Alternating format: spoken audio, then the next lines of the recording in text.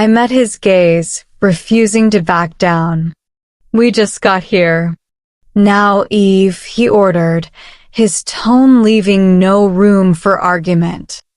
I turned back to Leo, offering him a polite smile. "It was nice talking to you." Leo nodded, his eyes flicking between Jason and me with a knowing look. "Likewise. Take care, Mrs. Coleman."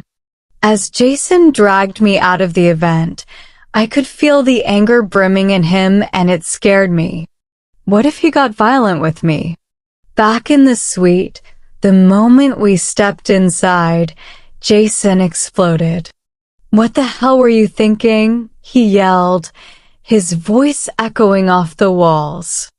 I stood my ground, although I was scared to my bones. The look on his face was enough to get anyone terrified. "What do you mean, Dot?" I muttered, unsure of how to respond to the question. He stalked towards me, his eyes blazing with fury. "You don't know what you're getting yourself into, Eve. Leo Blackwood is dangerous.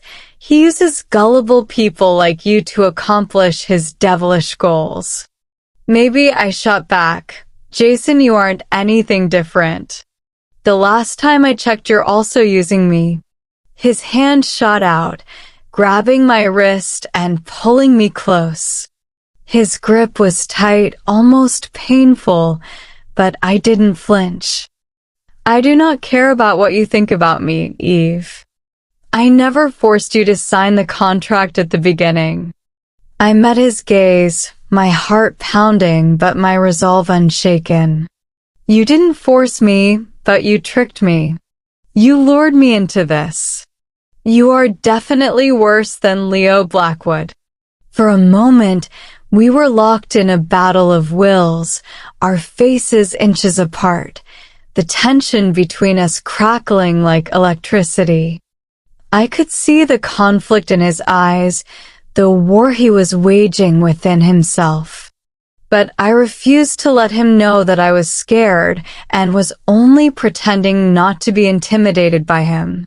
Finally, he released my wrist, shoving me away with a curse. "You disgust me, Eve. I wish I never had to choose someone as despicable as you are." I watched him walk away, my heart racing, my emotions a chaotic mess. This was a dangerous game we were playing, and I knew it. I had never planned to get him angry. He looked brutal when he wasn't angry. Getting him angry seemed like I was signing my death warrant. The days passed in a blur of monotony, and I had long since accepted my fate. The initial shock, the anger, the hurt, they were all still there, but buried deep. There was no point in dwelling on them.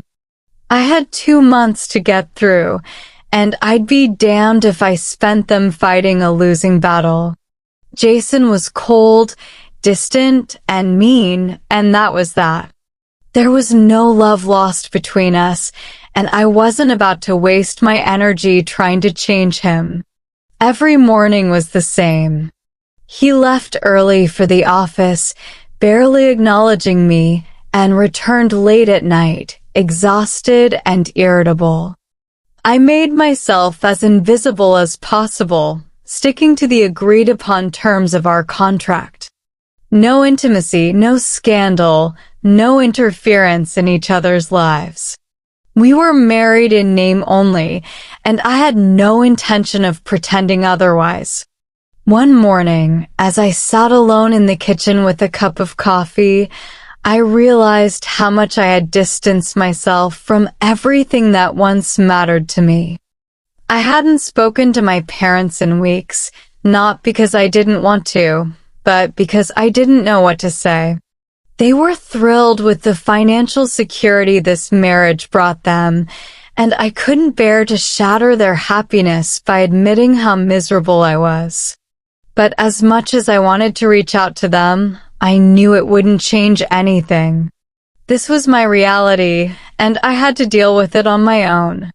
There was no going back, no undoing what had already been done. I had made my bed, and now I had to lie in it. Later that day, as I wandered around the empty mansion, I thought about what my life would look like after the 2 months were up. Jason would be out of my life for good, and I'd have enough money to live comfortably, far away from the mess this marriage had become. I imagined myself in a small, cozy apartment, living quietly and peacefully, free from the coldness that surrounded me here. But there was something about that vision that felt hollow. It wasn't that I missed the idea of being married to Jason, I didn't. But I missed the sense of purpose, the drive I used to have before all of this. I had once been a woman with dreams, with ambitions, and now I was just waiting. Waiting for time to pass, waiting for this chapter of my life to end. That evening, when Jason returned, I greeted him with the usual indifference, and he barely acknowledged me as he headed to his study. I knew better than to follow him or ask how his day had been. We lived like strangers, and I was content to keep it that way. But as I sat alone in the living room, staring at the flickering flames in the fireplace, I made a decision. I wasn't going to waste the next few weeks just waiting for them to end. I would make use of the time I had, focus on myself, and start planning for the future I wanted. I didn't need Jason's approval or his attention. The following days passed in a strange, unsettling quiet. The kind of quietness that crept into your bones, making you feel uneasy, like something was about to change, but you couldn't quite put your finger on it. Jason and I continued to avoid each other, our paths crossing only when absolutely necessary. Yet, the atmosphere in the mansion felt different, almost charged, as if the walls themselves were waiting for something to break. I began spending more time outside, walking through the gardens that surrounded the mansion. The fresh air helped clear my mind, and the solitude gave me space to think. I realized that while I had been focusing on enduring these 2 months, I had stopped living. I had given up on everything that mattered to me, letting my dreams and ambitions wither away. But now I felt a stirring inside me, a flicker of the old determination I once had. As I was walking one afternoon, I noticed Jason watching me from his study window. His expression was unreadable, but the intensity of his gaze made my heart skip a beat. I quickly looked away, pretending not to notice, but the image of him standing there, staring at me, lingered in my mind. That evening, as I prepared to retreat to my room after dinner, Jason spoke, his voice cutting through the silence. "Eve, wait." I froze, surprised by the unexpected address. It was the first time in days that he had initiated a conversation. I turned to face him, keeping my expression neutral. "Yes." He hesitated for a moment, his eyes narrowing as if he was unsure of what to say next. "Are you happy?" The question caught me off guard. I had expected another fight, another round of biting remarks, not this. I didn't know how to respond. Was I happy? The answer was obvious, but admitting it felt like giving him some sort of power over me. Instead of answering directly, I asked, "Why do you care?" He sighed, running a hand through his hair, clearly frustrated. "I don't. It's just, you seem different." I narrowed my eyes at him, searching for any hidden motives behind his words. Jason was not the kind of man to ask such personal questions without a reason. Different how? He looked away, avoiding my gaze. I don't know. Less annoying. A small, bitter laugh escaped me. Less annoying? That's rich coming from you. He smirked, the tension between us easing slightly. Maybe, but still, I'm curious. Curiosity killed the cat, Jason, I shot back, but there was no malice in my tone, just a tired acceptance of our situation. I turned to leave, but his next words stopped me in my tracks. I miss it, you know. I slowly turned back to him, my brows furrowing in confusion. Miss what? He met my gaze, and for the first time, I saw a flicker of something other than anger or indifference in his eyes. The fights. The arguments. At least then, there was something alive between us. I felt a strange flutter in my chest at his words, a mixture of surprise and something else I couldn't quite name. Are you saying you miss fighting with me? His lips curved into a faint, almost rueful smile. Maybe. It's better than this silence, isn't it? I didn't know how to respond to that. Jason had always been a mystery to me, a man of contradictions. But this admission, this unexpected vulnerability, made me see him in a slightly different light. It was the first time he had hinted that our interactions, no matter how volatile, meant something to him. I took a step closer, testing the waters. So, what do you suggest we do? Go back to arguing like we did before? His smile widened, the tension between us shifting into something almost playful. Maybe not the arguing part, but the fire that I wouldn't mind seeing again. A strange, tentative truce formed between us after that night. We didn't go back to the cold indifference that had defined our days. Instead, we found ourselves engaging in more conversations, albeit still laced with sarcasm and occasional barbs. But there was a difference now, an undercurrent of something warmer, something that neither of us was willing to acknowledge just yet.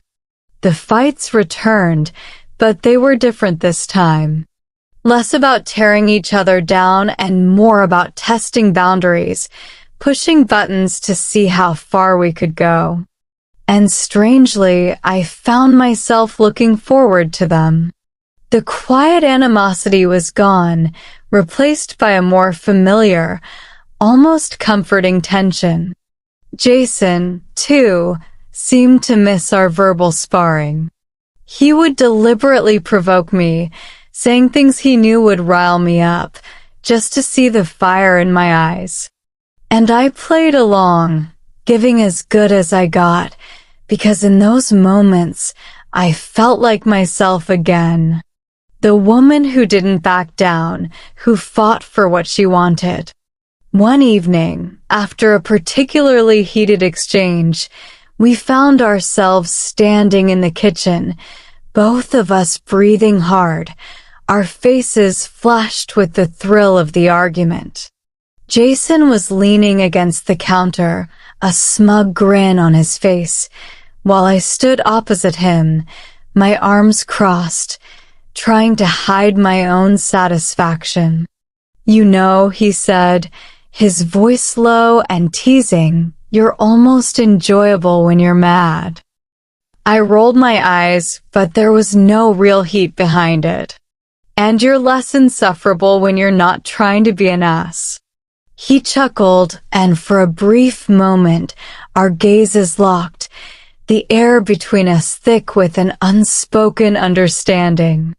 There was something undeniably addictive about these moments, something that neither of us could deny.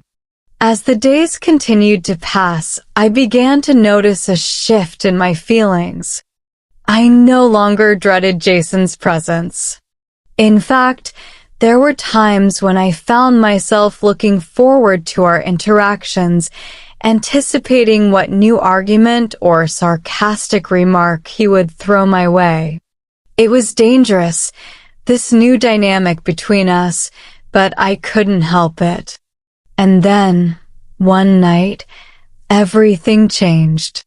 I was in the living room, curled up with a book, when Jason walked in. He had that same intense look in his eyes, the one that made my heart race, but there was something else this time. Something different. He walked over to the fireplace, staring into the flames for a long moment before turning to me. "Do you ever wonder what would happen if things were different between us?" he asked, his voice quiet, almost contemplative. I looked up at him, surprised by the question. "What do you mean?" He sighed, running a hand through his hair as he walked over to the couch and sat down next to me. "If we weren't stuck in this contract, if we weren't constantly at each other's throats." I studied his face, trying to gauge his thoughts. This was a side of Jason I hadn't seen before, a side that made me wonder if there was more to him than the cold, distant man I had come to know. "I don't know," I admitted honestly. "I guess I've never really thought about it." He nodded, as if he had expected that answer. "Neither have I. Until now." One evening, after a particularly tense exchange over dinner, Jason suddenly pushed his chair back and stood up, his expression unreadable. He looked at me for a long moment, and I couldn't help but notice the way his gaze softened just slightly, as if he was seeing me in a way he hadn't before. "I'm going out for a while," he announced abruptly, his voice tight. "Don't wait up." Before I could respond, he was already walking out the door, leaving me alone in the empty dining room with my thoughts swirling. I stared after him, a sense of unease settling over me. There was something in his eyes, a flicker of emotion that I couldn't quite name. And for the first time in weeks, I found myself wondering where he was going and why he had left so suddenly. Hours passed, and the mansion seemed to grow colder, the silence oppressive. I tried to distract myself with a book, with television, but nothing could shake the nagging feeling that something was wrong. Jason's words echoed in my mind, and I couldn't help but feel that this time, things were different. The tension between us had reached a breaking point, and I didn't know if it would end in another fight or something far more dangerous.